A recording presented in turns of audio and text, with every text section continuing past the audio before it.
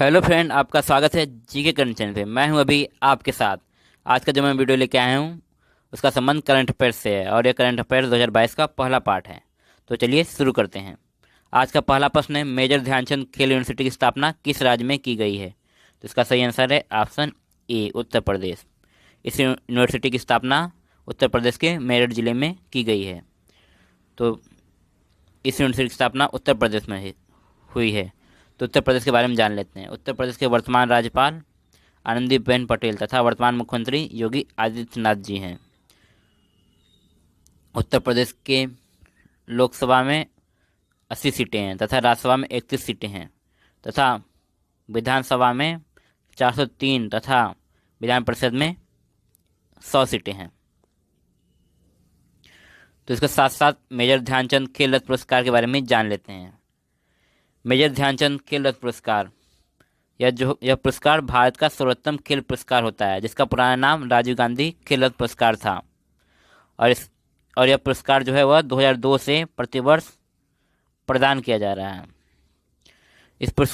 इस पुरस्कार में एक प्रतिमा, एक प्रमाण पत्र और औपचारिक पोशाक तथा 10 लाख रुपए नकद दिए जाते हैं। मेजर ध्यानचंद खेल रत्न पुरस्कार 2021 में टोटल 12 लोग को मिला था। ये 12 लोग नीरज चोपड़ा, रवि कुमार दहिया, लवलीना बुरगोहेन, इसी प्रकार ये टोटल 12 लोग को यह खेल रत्न पुरस्कार मिला था। अगला प्रश्न देखते हैं, सूर्य के सबसे नजदीक पहुंचने वाला यान कौन सा है? तो इसका सही आंसर है option D, Parker solar probe. सूर्य के सबसे नजदीक पहुंचने वाला यान है। पार्कर सोलर प्रोब के बारे में जान लेते हैं। यह प्रोब जो है वह नासा द्वारा सूर्य के कोरोना व सौर वायु का रहस्य जानने के लिए भेजा गया था और इसको 2018 में शुरू किया गया था। यह प्रोब जो है नासा द्वारा शुरू किया गया था, तो इसलिए नासा के बारे में जान लेते हैं।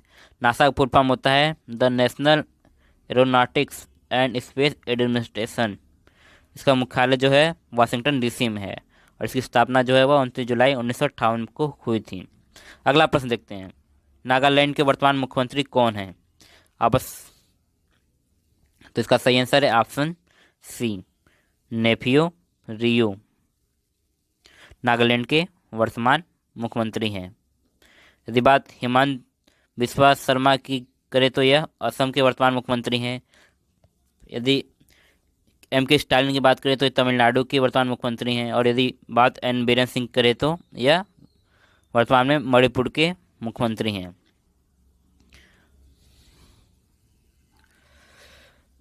तो बात नागालैंड की हो रही है, तो नागालैंड के वर्तमान राज्यपाल जो है वह जगदीश मुखी हैं और नागालैंड के लोकसभा में नागालैंड की एक तथा राज्यसभा में एक सीटें हैं, जबकि विधानसभा में 60 सीटें हैं नागालैंड की।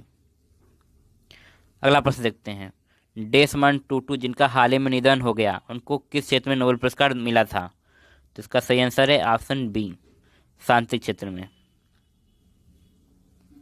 नोबेल पुरस्कार की बात हो रही तो नोबेल पुरस्कार के बारे में जान लेते हैं। नोबेल पुरस्कार जो है वह प्रारंभ में 5 क्षेत्रों में दिया जाता था। ये 5 क्षेत्र भौतिकी, रसायन, चिकित्सा तथा साहित्य और शांति के लिए दिया जाता था। बाद में अर्थशास्त्र को इसमें शामिल कर लिया गया और अर्थशास्त्र पुरस्कार को 1968 में शामिल किया गया। नोबेल पुरस्कार की शुरुआत जो है वह 1901 में की गई थी और पहली बार यह पुरस्कार जो है वह रेड क्रॉस के संस्थापक तथा फ्रेंच पीस सोसाइटी को मिला था। शांति का नोबेल पुरस्कार जो है वह नॉर्वे के ओस्लो में दिया जाता है, जबकि अन्य क्षेत्रों के नोबेल पुरस्कार स्वीडन के स्टॉकहोम में दिए जाते हैं। अगला प्रश्न देखते हैं, इंडियन कोस्ट गार्ड का प्रमुख किसे बनाया गया है? तो इसका सही आंसर है ऑप्शन बी, बीरेंद्र सिंह पठानिया को। इंडियन कोस्ट गार्ड जो है वह मिनिस्ट्री ऑफ डिफेंस के अंतर्गत आता है, जिसकी स्थापना 1970 में हुई थी। यदि बात दिनेश कुमार खारा करें तो दिनेश कुमार खारा जो है वह इसमें वर्तमान में एसबीआई के अध्यक्ष हैं। यदि बात यशवर्धन कुमार सिन्हा की करें तो यह वर्तमान में भारत के मुख्य सूचना आयुक्त यानी कि चीफ कमिश्नर ऑफ इंडिया हैं और यदि बात करें तो पंकज सिंह की, तो पंकज सिंह जो है वर्तमान में बीएसएफ के डायरेक्टर जनरल हैं। अगला प्रश्न देखते हैं, अफ्रीकन यूनियन का मुख्यालय कहाँ है? तो इसका सही आंसर है ऑप्शन सी, अफ्रीकन यूनियन का मुख्यालय जो है वह इथियोपिया के अदिस अबाबा में है। अफ्रीकन यूनियन के बारे में थोड़ा सा जान लेते हैं। अफ्रीकन यूनियन जो है वह 55 अफ्रीकी देशों का एक संघ है, जिसकी स्थापना 2001 में हुई थी। मुख्यालय अदिस अबाबा इथियोपिया में है। अगला प्रश्न देखते हैं, पश्चिमी घाट का विस्तार किस राज्य में नहीं है? तो इसका सही आंसर है ऑप्शन बी, हरियाणा में।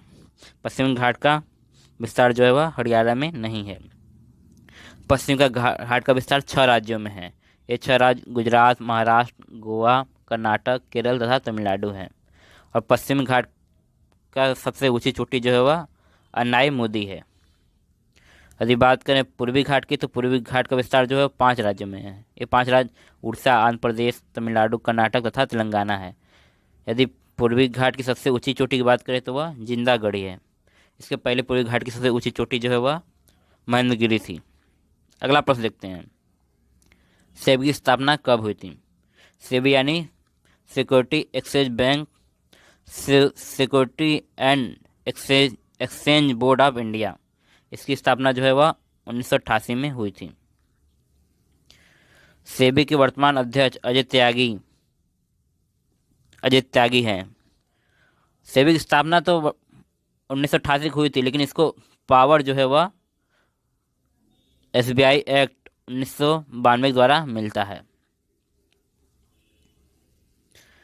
सेबी के साथ साथ आपको नेशनल स्टॉक एक्सचेंज और बॉम्बे स्टॉक एक्सचेंज के बारे में जानना जरूरी है।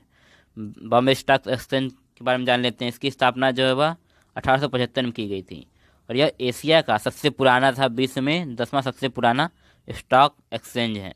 यदि बात नेशनल स्टॉक एक्सचेंज की करें तो इसकी स्थापना 1992 में की गई थी। अगला प्रश्न देखते हैं, EWS यानी कि इकोनॉमिकली वीकर सेक्शन का संबंध किस संविधान संशोधन से है? तो इसका सही आंसर है ऑप्शन डी, 103वें संविधान संशोधन से है। यदि बात करें 100वें संविधान संशोधन की, तो 100वां संविधान संशोधन जो है वह 2014 में हुआ था और इसका संबंध जो है वह, और इसके द्वारा जो है भारत और बांग्लादेश के बीच इनक्लेवों का आदान प्रदान किया गया था। यदि बात करें 101वें संविधान संशोधन की, तो यह संविधान संशोधन जो है 2017 में हुआ था और इसका संबंध जीएसटी से है। यदि बात करें 102वें संविधान संशोधन की, जो कि 2018 में हुआ था और इसके द्वारा जो है वह राष्ट्रीय पिछड़ा वर्ग आयोग को संवैधानिक दर्जा दिया गया था। और 103वां संविधान संशोधन जो है वह 2019 में हुआ। EWS एलिजिबिलिटी के बारे में जान लेते हैं।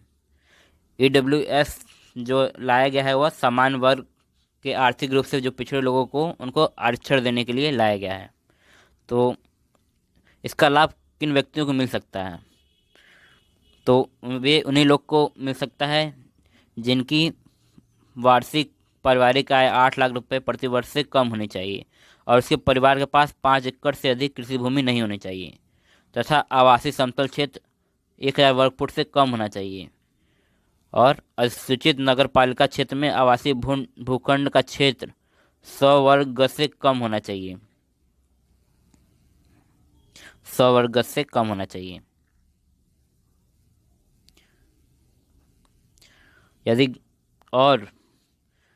यदि गैर अनुसूचित नगर पालिका क्षेत्र में आवासीय प्लाट हो तो उसका क्षेत्रफल जो है वह 200 वर्ग गज से कम होना चाहिए। अगला प्रश्न देखते हैं, जेवर हवाई अड्डा कहाँ स्थित है? तो इसका सही आंसर है ऑप्शन सी, उत्तर प्रदेश। जेवर हवाई अड्डा जो है वह उत्तर प्रदेश में स्थित है और इसका नाम जो है वह नोएडा अंतर्राष्ट्रीय एयरपोर्ट या नोएडा अंतर्राष्ट्रीय हवाई अड्डा के नाम से भी यह एयरपोर्ट जाना जाता है।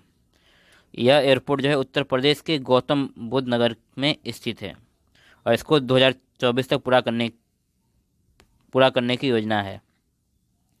इस एयरपोर्ट पर जो वह 6 रनवे यानी कि 6 प्लेन एक साथ उड़ सकते हैं, जो पूरा होने के बाद भारत और एशिया का सबसे बड़ा एयरपोर्ट होगा तथा दुनिया का चौथा सबसे बड़ा एयरपोर्ट होगा। अगला प्रश्न देखते हैं, एससीओ समिट 2020 कहाँ होगा? तो इसका सही आंसर है ऑप्शन बी, उज्बेकिस्तान में एससीओ समिट 2022 होगा। और जो यह एससीओ का समिट है वह एससीओ के हेड ऑफ स्टेट का समिट है जो उज्बेकिस्तान के समरकंद में होगा। तो यहाँ बात एससीओ की हो रही है, एससीओ के बारे में जान लेते हैं। एससीओ का फुल फॉर्म होता है संघाई कोऑपरेशन ऑर्गेनाइजेशन, जिसकी स्थापना जो है वह 15 जून 2001 को हुई थी। इसमें वर्तमान 8 सदस्य हैं। ये 8 सदस्य जो है वह तजाकिस्तान, रूस, उज्बेकिस्तान, कजाकिस्तान, किर्गिस्तान, चीन, भारत और पाकिस्तान है। एससीओ का जो मुख्यालय है वह बीजिंग, चीन में है। टोटल ये 8 कंट्री एससीओ के सदस्य हैं और भारत और पाकिस्तान जो है वह एससीओ के 2017 में भारत और पाकिस्तान एससीओ के सदस्य बने थे। अगला प्रश्न देखते हैं, अब्दुल्ला हमदोक जिन्होंने हाल ही में प्रधानमंत्री पद से इस्तीफा दे दिया, वे किस देश के प्रधानमंत्री थे? तो इसका सही आंसर है option C, Sudan. Abdalla Hamdok Sudan के प्रधानमंत्री थे। तो यहाँ बात सूडान की हो रही है तो सूडान के बारे में जान लेते हैं। सूडान की राजधानी जो है वह खार्तूम है। इसके प्रधानमंत्री अब्दुल्ला हमदोक थे जिन्होंने हाल ही में त्यागपत्र दे दिया। यहाँ टर्की के बारे में भी जान लेते हैं। टर्की की राजधानी जो है वह अंकारा है और इसके वर्तमान राष्ट्रपति रजब तैयब एर्दोगान है। इजराइल के बारे में जान लेते हैं। इजराइल की राजधानी जेरूसलम है जिसके वर्तमान राष्ट्रपति इसाक हर्जोग तथा प्रधानमंत्री नाफ्ताली बेनेट है। यूक्रेन के बारे में जान लेते हैं। यूक्रेन की राजधानी कीव है तथा इसके वर्तमान राष्ट्रपति वोलोदिमीर जेलेंस्की है। ओके फ्रेंड्स, आज के लिए इतना ही। यदि आपको यह वीडियो पसंद आए तो लाइक, शेयर एंड सब्सक्राइब जरूर करिए। Thanks for watching.